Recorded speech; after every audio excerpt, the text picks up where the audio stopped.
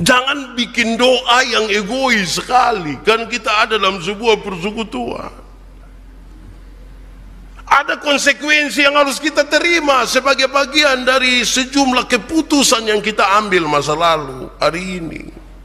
Kalau saudara tidak mampu menolong saya ketika saya susah, minimal saudara berdoa buat saya tanpa harus saya tahu.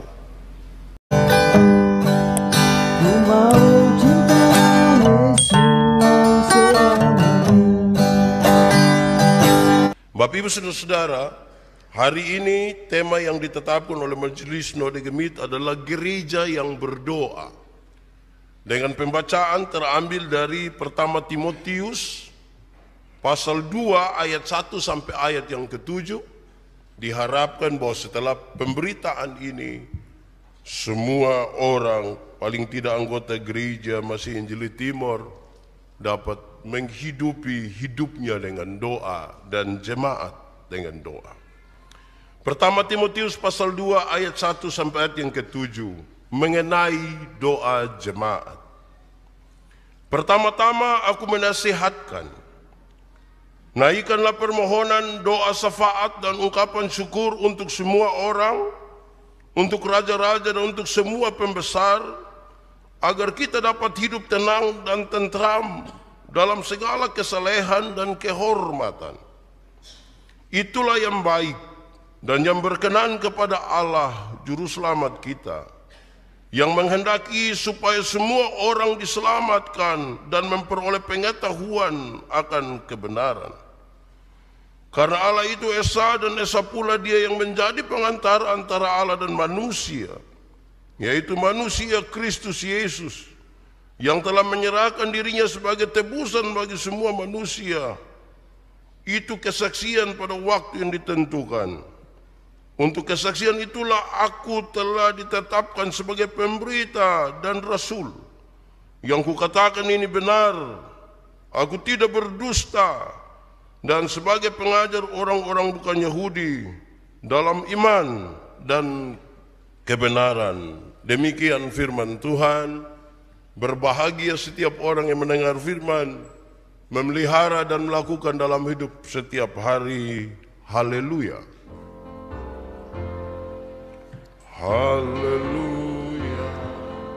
Haleluya.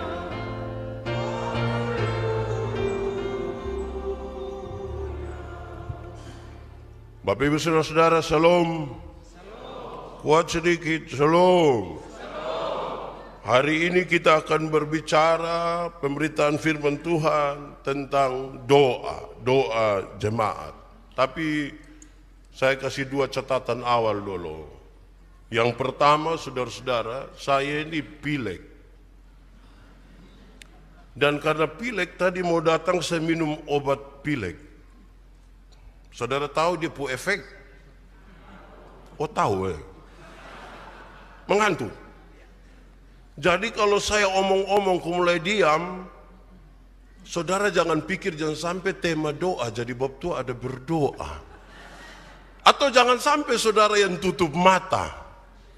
Saya kira saudara lagi berdoa padahal saudara pilek juga. Itu catatan yang pertama. Kedua, saudara-saudara, saya sangat berharap bahwa saudara-saudara tadi datang berdoa. Ada berdoa tadi kok? Amin. Di rumah berdoa kok? Itu baik sekali kalau hidup dalam doa. Karena doa itu menunjukkan bahwa kita ini orang terbatas. Karena itu kita mau minta kepada Tuhan yang tidak terbatas untuk selalu menolong kita. Ada dongeng anak-anak sekolah minggu dulu bilang begini. Ada satu orang pemalas berdoa. Dia jalan-jalan di hutan. Dia lihat di hutan itu bagus-bagus. Air bagus, pohon bagus, semua bagus. Tiba-tiba datang itu binatang yang besar, nama apa lagi? Beruang. Tinggi 2 meter mungkin. Dia coba-coba melarikan diri. Tapi beruang gerakan lebih cepatlah. Beruang tangkap dia. Sekarang dia sadar betul bahwa dia ada di bawah dan beruang di atas tinggal mencabik-cabik dia punya tubuh. Tiba-tiba dia berteriak, Tuhan, tolong aku. Waktu dia bilang Tuhan tolong aku, tiba-tiba waktu berhenti. Waktu tidak jalan lagi. Berarti beruang juga tidak bisa bikin apa-apa, dia juga tidak bisa. Diam-diam. Tuhan bertanya kepada dia, "Hai, kenapa tiba-tiba lu berdoa? Kenapa? Selama ini kan engkau tidak tahu berdoa. Kenapa tiba-tiba berdoa?"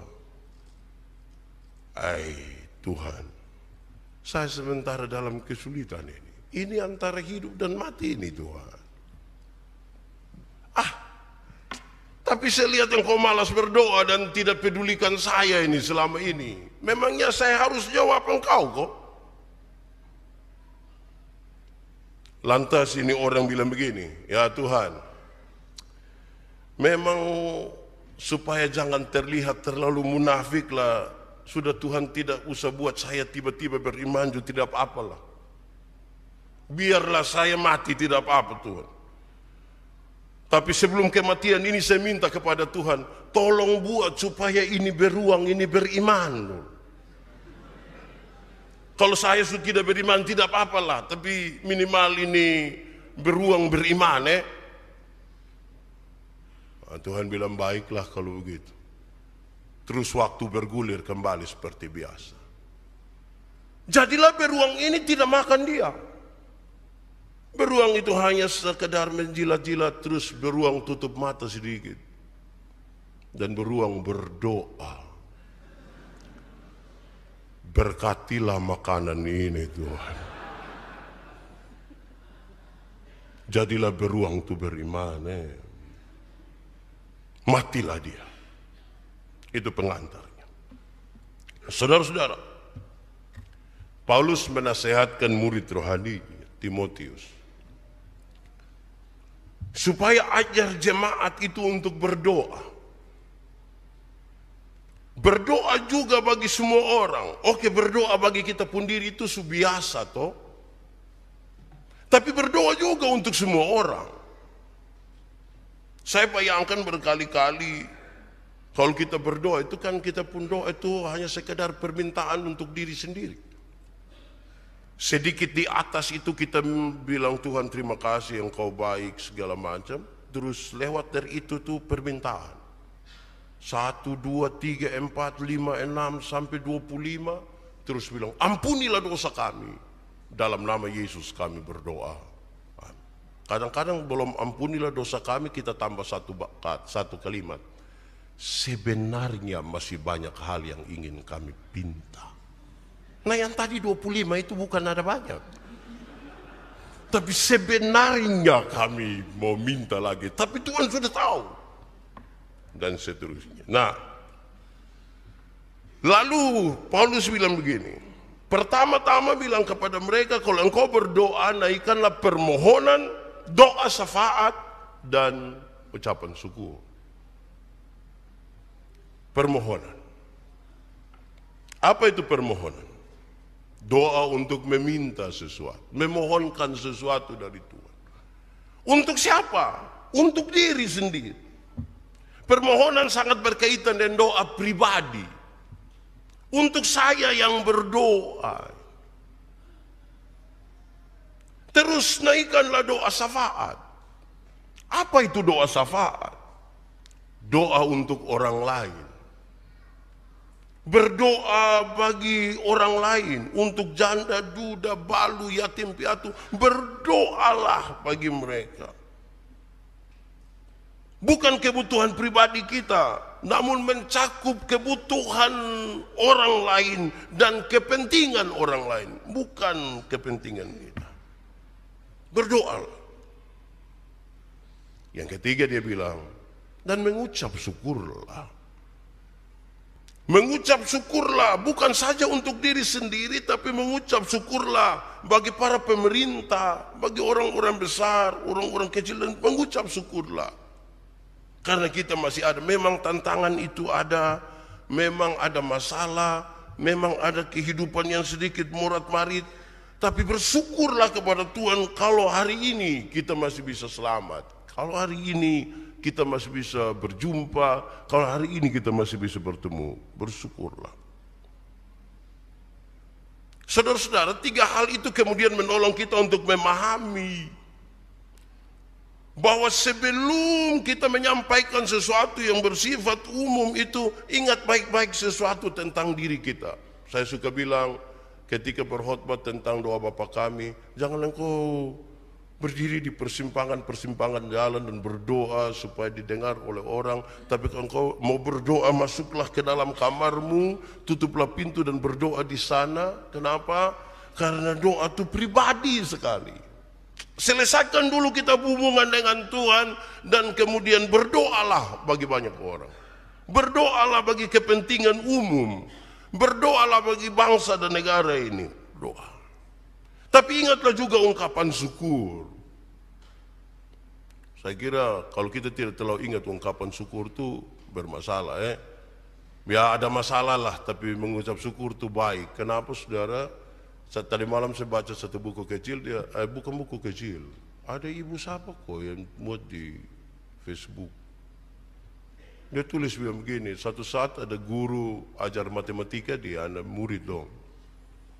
Dia mulai ditulis di papan, 5 kali 1 7, 5 kali 2 10, 5 kali 3 15, 5 kali 4 20, 5 kali 5 25, 5 kali 6 30, 5 kali 7 35, 5 kali 8 40, 5 kali 10, 5 kali 9 45, 5 kali 10 50.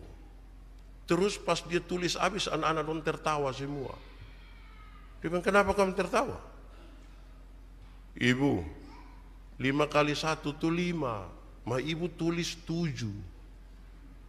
Oh iya, baiklah ibu salah tapi kamu harus belajar sesuatu dari sini. Kenapa? Karena ibu tulis salah itu satu salah. Yang mulai 5 kali 2 sampai 5 kali 10 itu benar semua. Tapi kamu pun mata hanya tertuju kepada yang salah, yang 5 kali 1 7 itu, sampai kamu lupa bahwa ada 9 bagian yang baik. Ada masalah toh? Masalah itu 1. Mungkin juga 2. Mungkin juga 3. Tapi ada 9 yang Tuhan kerjakan baik di situ dalam hidupmu. Dan sekarang pakai waktu 20 detik untuk renungkan kebaikan-kebaikan Tuhan yang perlu saudara syukuri. Silakan.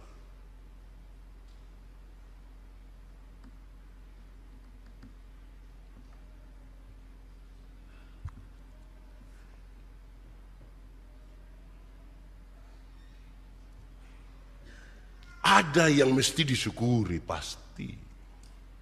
Memang ada masalah. Tapi jangan mata yang tertuju pada masalah itu membutakan kita untuk tidak pernah menyampaikan syukur, hanya keluhan kita kepada Tuhan Allah. Paling tidak itu diajarkan buat. Kedua, saudara-saudara, kita mendapat pengajaran bahwa kalau berdoa itu, doa harus mencakup orang-orang besar dan orang-orang kecil. Harus mencakup orang-orang kaya dan orang-orang miskin. Kenapa? Hidup ini harus ada itu 2 sekaligus. Harus ada orang besar, harus ada orang kecil. Hidup ini tidak bisa orang kecil semua. Kalau kita semua orang kecil, kita duduk melihat sah. Hidup juga tidak bisa hanya orang besar-besar orang. Karena itu juga kita duduk melihat saja. Hidup ini harus ada orang kecil, orang besar, harus ada orang kaya, orang miskin. Supaya apa? Mereka bisa membangun relasi, bekerja sama, atau hal-hal yang sekiranya dapat menolong satu dengan yang lain. Berdoalah bagi mereka yang besar, bagi mereka yang kecil. Besar yang dimaksud ini status, kekayaan, segala macam. Bukan badan besar. Ini soal status. Tapi mau berdoa bagi besar juga tidak apa-apa, badan besar tidak apa-apa. Saudara-saudara, berdoalah juga saudara-saudara bagi pejabat dan yang bukan pejabat. Supaya yang pejabat itu dapat memerintah dengan baik. Yang bukan pejabat itu jangan bikin ke pejabat-pejabat.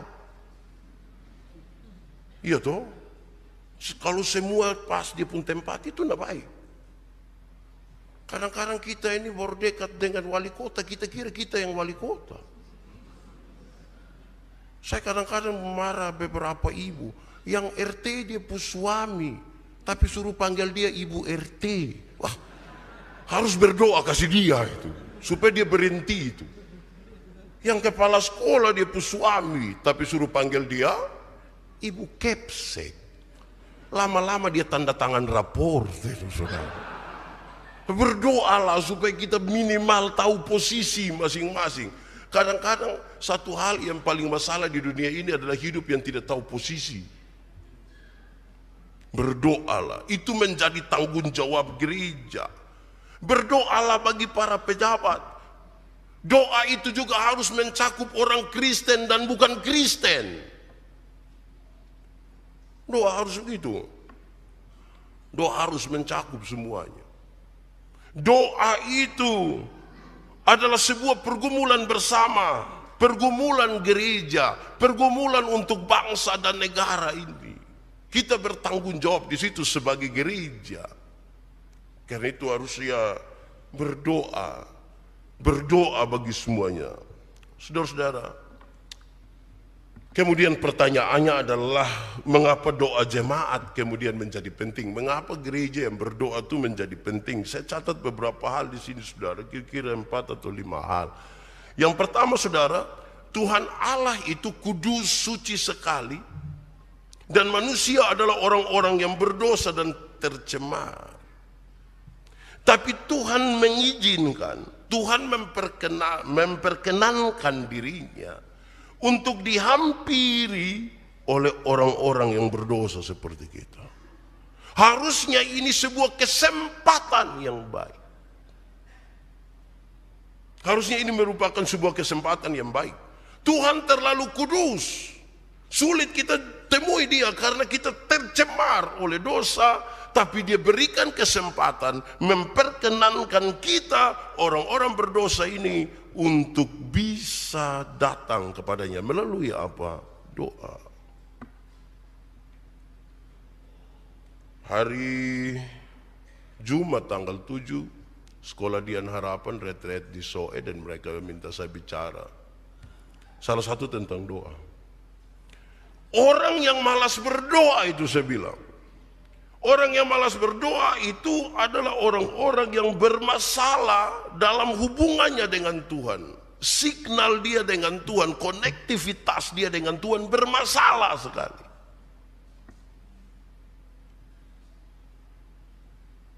Sangat bermasalah kalau orang tidak suka berdoa.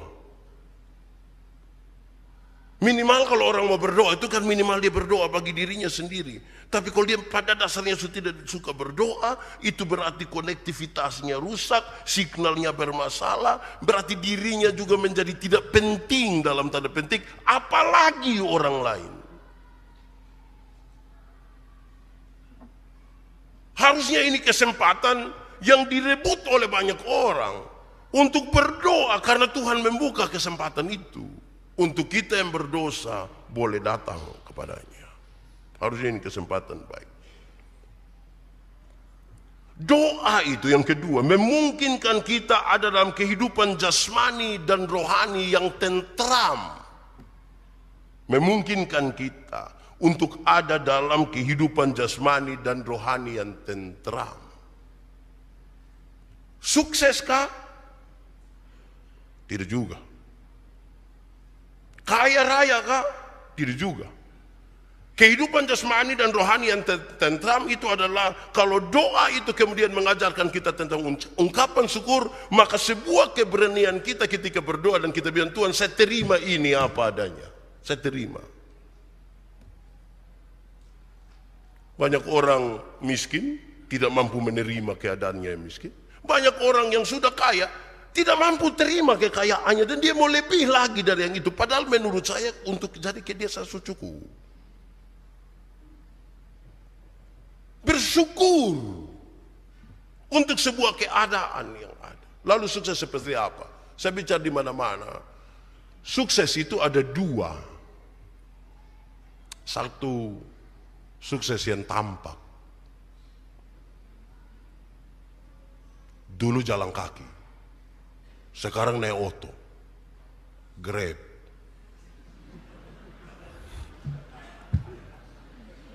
Itu tandanya dia sudah bisa bikin aplikasi toh. Sukses lah. Dulu miskin, sekarang kaya. Dulu sendiri, sekarang punya teman banyak. Sekarang bersahabat dengan para pejabat. Sukses. Kelihatan. Tampak. Tapi saudara tahu, semua sukses yang tampak itu bisa direkayasa. Semua yang kelihatan di mata orang itu bisa direkayasa. Bisa tipu-tipu sedikit. Tapi ada kesuksesan kedua, adalah kesuksesan di sini. Sukses batinia, sukses spiritual. Di sini ada 3 hal yang serius. 1, di sini ada kejujuran. Jujur di sini kita jujur. Kadang-kadang orang lihat kita, wah, itu orang, wah. Waktu kita lihat kita pun diri, kita bilang, ini orang bukan wah, wih. Wah itu kan, wah. Kalau wih itu kecil. Di hadapan orang kita bisa merekayasa untuk orang bisa bilang, wah. Tapi waktu kita jujur terhadap diri sendiri, kita bukan siapa-siapa. Kita kecil sekali. Bahkan kita ketakutan dan banyak hal. Di sini ada pengakuan dosa. Di sini ada pengakuan dosa. Saudara tidak mungkin mengaku dosa di hadapan umum, toh? Paling-paling dosa-dosa yang standar lah. Saya terlanjur maki sepupu anak. Tuhan, saya mengaku. Itu saudara bisa berdoa di sini dan mengaku. Tapi yang tadi malam tuh, yang ada, itu kan tidak mengaku. Itu di sini itu, ini di sini. Dan yang ketiga, saudara, ini adalah benteng paling kuat, benteng paling terakhir, di mana kita berhadapan dengan tantangan dan cobaan di dunia, di sini. Sebab mata kita ini, saudara-saudara, ketika melihat yang wah itu, kita tidak sanggup menahannya. Di sini di pembenteng. Atau dalam bahasa lain saya katakan, roh itu memang penurut, tapi daging lemah. Coba angkat tangan yang daging sulemah. Jangan itu juga pengakuan dosa nanti. Ya kira-kira begitu. Karena itu saya ingin mengatakan kepada saudara, bahwa ketika kita bicara tentang gereja yang berdoa, poinnya di sini, berdoa itu adalah sebuah gerakan bersama-sama menuju satu arah dalam hal komunikasi dan kesatuan dengan Tuhan. Komunikasi dan kesatuan dengan Tuhan. Jangan hanya berkomunikasi tanpa membangun kesatuan. Dua-dua menjadi penting. Gerakan bersama satu gereja besar ini untuk berkomunikasi dengan Tuhan dan membangun hubungan yang kuat dengan Tuhan, persekutuan. Karena itu saudara-saudara, bagi sebuah pembangunan dan pengelolaan gereja, doa menjadi syarat mutlak. Doa menjadi syarat mutlak. Supaya nanti kekuatan kita arahkan kepada kekuatan gereja yang berdoa. Bukan pada kekuatan finansial. Bukan pada kekuatan, tapi gereja yang mau berdoa. Saudara-saudara, sekarang mari kita renungkan beberapa hal ini. Mengapa harus berdoa bagi orang lain? Kenapa harus berdoa bagi orang lain? Supaya kita memperoleh hidup yang tentram. Begitu toh tadi menurut yang saya katakan. Yang aman. Disinilah kita memberikan seluruh pikiran kita, perasaan kita kepada Tuhan. Ini menjadi kalimat kunci saya untuk beberapa waktu terakhir. Doa itu membiarkan seluruh pikiran dan perasaan kita Tuhan kuasai. Kenapa? Karena kalau pikiran ini kita biarkan, dia menjadi liar sekali. Kayak ular minyak. Perasaan juga ini kalau kita biarkan itu, ini perasaan pemau ini aneh-aneh. Jadi harus minta Tuhan untuk kuasai pikiran dan perasaan. Saudara, ada satu waktu awal bulan Januari yang lalu, ada satu sekolah, saya tidak usah sebut itu nama sekolah, dia merayakan Natal. Ada seorang ibu telepon saya, Pak Pendeta, bisa kau pimpin acara Natal kami pu sekolah? Ibu itu tanggal berapa, jam berapa? Dia sebut tanggal, tapi saya ingat waktu persis itu jam 8 pagi. Saya bilang, ibu tidak bisa. Karena apa? Karena jam yang sama, hari yang sama itu saya pimpin satu Natal di SMP Angkasa di Penfui. Ibu yang Pak Pendeta, tahun lalu Bapak yang khotbah, jadi kami sepakatin tahun Bapak khotbah. Saya bilang, ibu tunggu sedikit kalau saya coba telepon itu orang dong. Tapi tidak mungkin saya batal toh, hanya karena ibu terus saya batal ini. Ke geng-geng. Jadi sudah saya telepon, Pak Guru, ini baru ada yang kasih tahu saya untuk pimpin tanggal 8, itu jam 8 pagi. Bapak dong bisa geser sedikit di jam 10 pagi kok. Oh Bapak tidak apa-apa Bapak. Boleh, nanti anak-anak menunggu, tidak apa-apa. Oke baik, saya telepon, ibu bisa. Tapi ingat ibu jam 8 pagi. Oh iya Pak, aman Pak, tepat waktu. Liturgi ke mana ibu? Pokoknya pas, hanya kami guru-guru menyanyi, situ sudah. Jadi saya bayangkan ini pendek-pendek, aman. Kami masih komunikasi sampai H-2. Ibu bilang, Pak Pendeta saya antar ini surat kok. Jangan ibu, cari saya susah, jadi ibu foto ke WA saya. Jangan, kami mau antar. Jangan ibu, cari saya susah. Saya ini kayak apa kok, hilang-hilang. Cari saya susah. Ibu foto saja WA. Ternyata ibu tidak foto juga, saya tidak apa-apa. Pas hari 7.15 saya keluar dari rumah menuju ke itu tempat. Sampai di sana saudara tidak ada orang. Saya mulai rasa ke karmana kok. Saudara bisa rasa saya pun rasa itu. Beberapa menit kemudian datang satu bapak, dia tanya, Pak minta maaf, Pak cari siapa? Kemojengkel lah. Terus saya bilang begini, Bapak, ini sekolah ini ada Natal kok, karena saya mau datang pimpin di sini. Oh Pak betul, kita Natal Pak. Tapi ini acara Natal tuh di Gereja Anugerah Eltari, bukan di sini. Bayangkan kami dua omong jam tidak kasih tahu tempat. Dia kira saya ini penuh karunia, jadi bisa tahu itu tempat di mana. Saya cepat-cepat balik foto lari ke Gereja Anugerah. Sampai di sana 8:10. Sampai di gereja itu masih juga saya sendiri. Mungkin saya bersama-sama dengan Yesus saja. Dalam kesendirian itu tiba-tiba datang Pak Kepala Sekolah. Shalom Pak Pendeta. Shalom. Kami kenal. Kami dua bercerita, terus dia bilang begini, Pak Pendeta, kenapa Pak Pendeta datang tempo-tempo?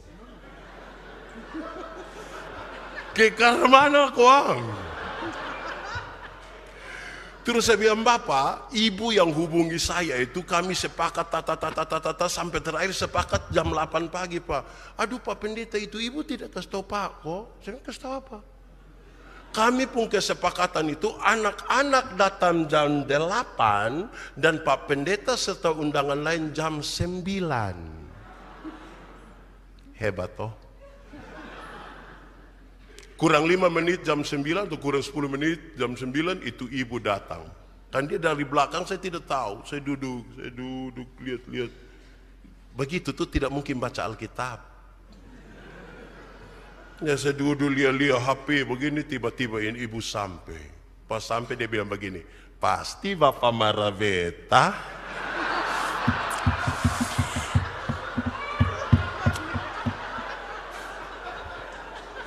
Bisa rasa kok saudara? Bisa rasa itu tak ceke kok? Mengerikan saudara itu. Ini mau pelayanan ini. Ini mau pelayanan. Karena tadi acaranya saya pikir di sekolah, saya pergi pakai batik saja, cukup. Tapi sekarang panitia di gereja atur harus pakai mimbar utama. Saya tidak mungkin naik mimbar utama pakai batik.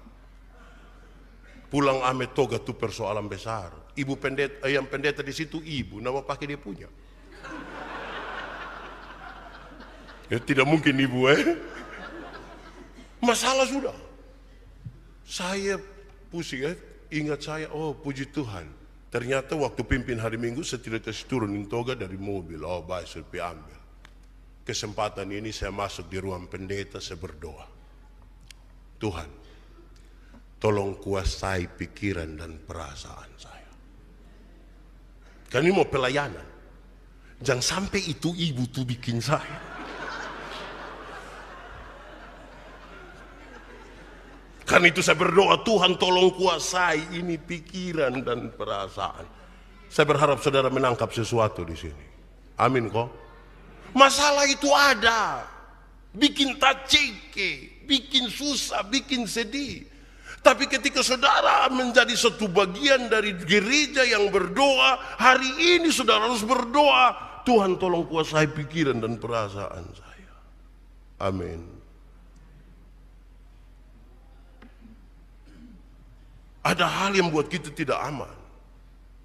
Saya pimpin habis itu kebaktian, pas habis saya turun itu buka pakaian langsung Leoto. Saya tahu itu ibu telepon saya tidak ambil.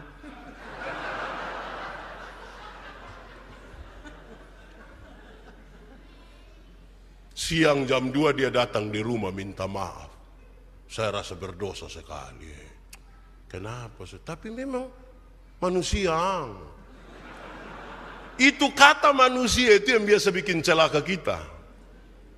Karena ketika kita bilang manusia, kita melegalkan segala sesuatu dan tidak membiarkan pikiran dan perasaan kita Tuhan kuasai. Tadi saya bilang, kalau Anda membiarkan pikiranmu, tidak membiarkan pikiranmu tidak dikuasai oleh Tuhan, liar itu pikiran. Perasaan pun liar.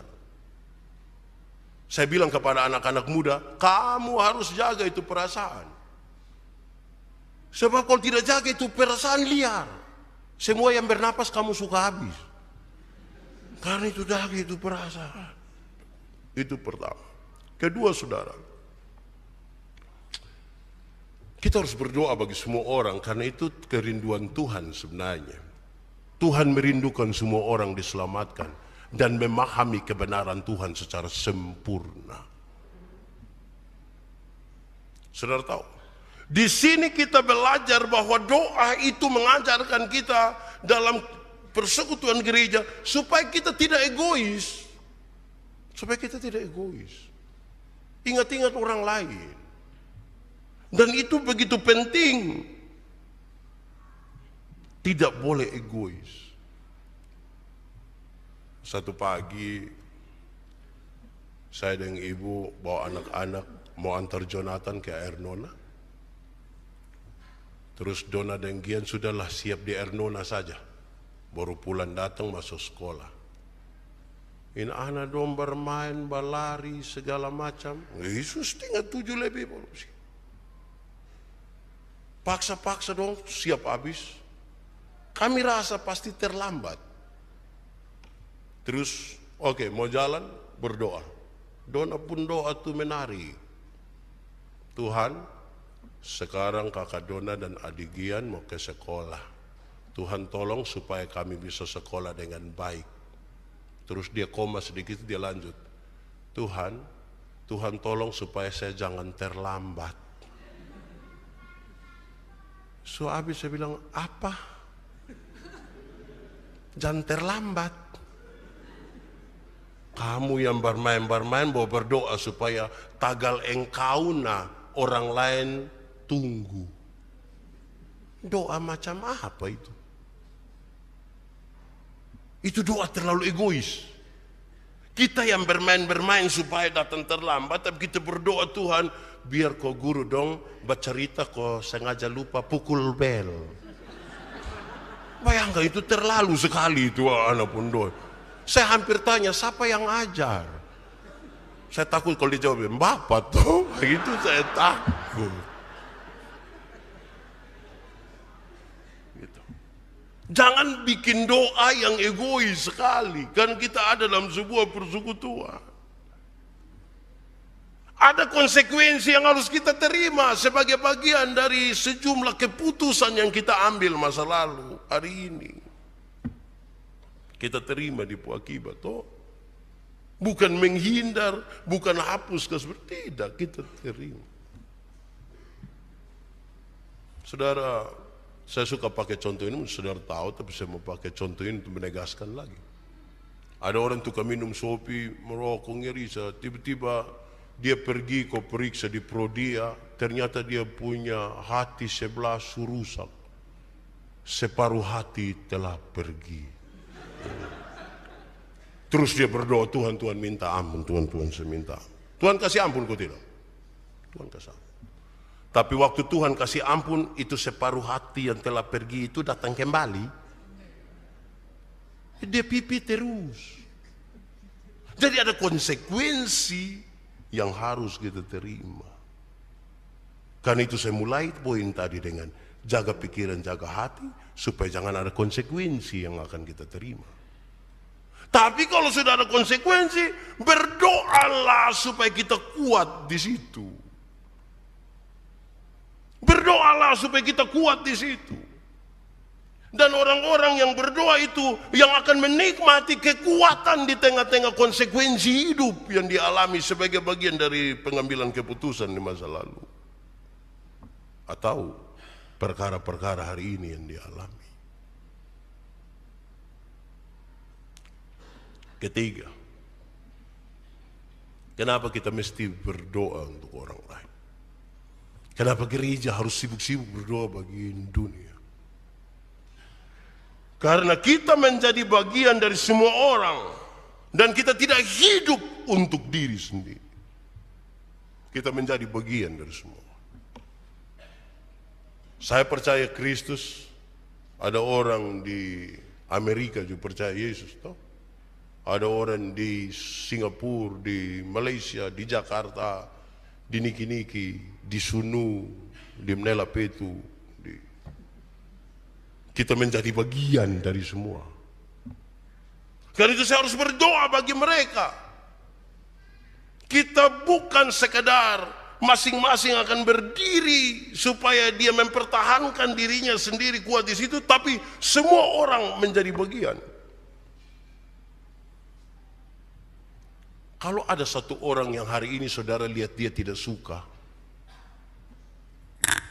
ambil waktu sedikit untuk berdoa kasih dia sebentar.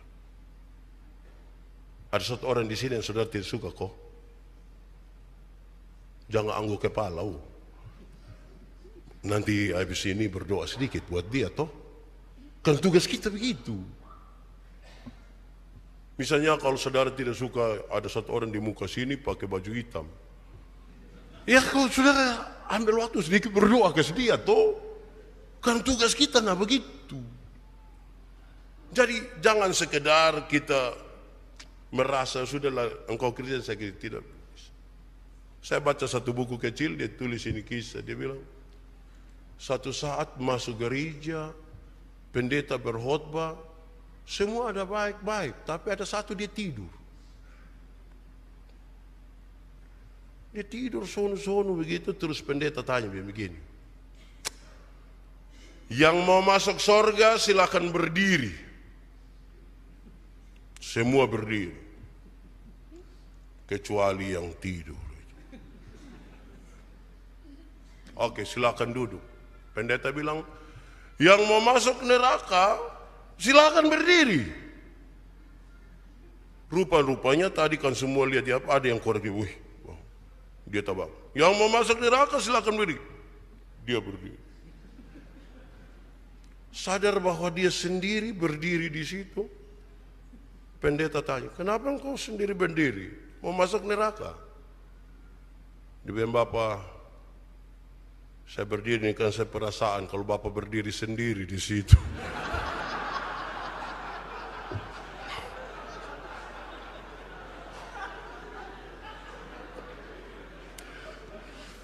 Ke karmana koang. Tapi solidaritas kita bukan solidaritas yang macam begini ini toh.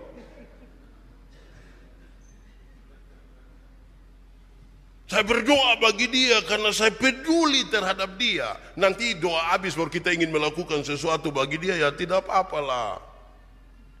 Tidak apa-apa. Tapi doa itu menjadi penting bagi semua orang. Pulang lakukan sesuatu. Kalau saudara tidak mampu menolong saya ketika saya susah, minimal saudara berdoa buat saya. Tanpa harus saya tahu. Pikirkanlah 1-2 orang yang akan saudara doakan hari ini. Mungkin mamantu kok. Mungkin ipar kok. Berdoa Pikirkan ini. Saudara tidak boleh hanya sekedar terlihat rohani. Tapi memang harus bagus-bagus. Ada satu guru di sekolah Kristen satu. Guru baru. Dia masuk sekolah begini. Di ruang perlengkapan kok mau buka ini lemari, ternyata kombinasi nomornya suka tahu dia tadi mah dia lupa. Ya dia pulang datang, dia kasih tahu pendeta yang kalau itu sekolah, Pak Pendeta, saya sudah lupa ini nomor kombinasi lemari, dia tidak bisa buka ini. Oh, mari kedua pi. Sampai sana Pak Pendeta tekan 2 kali, sudah 2 nomor, terus Pak Pendeta agak ragu sedikit. Terus Pak Pendeta angkat muka ke atas sambil mengucapkan 1-2 kalimat. Terus dia tenda saya begini, terbuka. Ini guru baru pun kagum. Woi Bapak, saya kagum sekali dengan Bapak. Bapak ini ketika tidak ada masalah, Bapak tinggal menengadah ke atas langsung. Pak Pendeta bilang, lu jam begitu juga. Ini nomornya ada tulis di situ. Jadi saya angkat muka tuh saya lihat. Kadang-kadang kita menipu orang dan kita pun tampilan yang sepertinya rohani sebenarnya. Padahal jam begitu tulus-tulus Memang salahnya pendeta dia kasih tahu memang. So habis baru dia bilang. Tapi jangan jadi orang yang tampilannya rohani, isinya roh halus, saya kira itu tidak sehat itu. Mari kita tunduk kepala di hadapan Tuhan.